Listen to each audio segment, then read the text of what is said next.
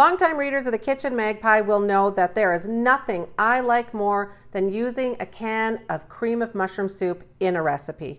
Of course, I make all sorts of fantastic recipes from scratch, but there is nothing that reminds me of my grandma's cooking more than using cream of mushroom soup. And when you pair it with pork chops, this is a completely retro recipe.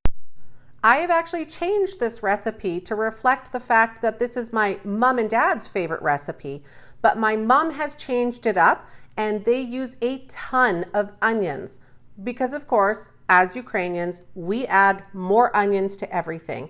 But I must admit, her changes have made this dish 10 out of 10. Start by preheating your oven to 350 degrees Fahrenheit. Season the pork chops well with salt and pepper and sprinkle lightly with garlic powder for extra flavor. Melt the butter in a large oven-safe skillet over medium heat. Sauté the pork chops in the butter for 3 to 4 minutes per side until lightly browned on both sides. Remove to a clean plate. Add the onions into the skillet and sauté until they are tender and translucent. Add in the garlic, sauté until browned and fragrant.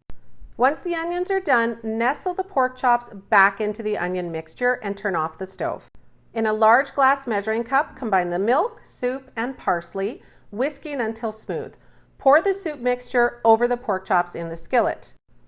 Preheat your oven to 350 degrees Fahrenheit. Cook the pork chops for 20 to 25 minutes or until the pork reaches at least 145 degrees in the middle when tested with an instant read thermometer. Yes, we can now cook pork safely to 145 degrees Fahrenheit.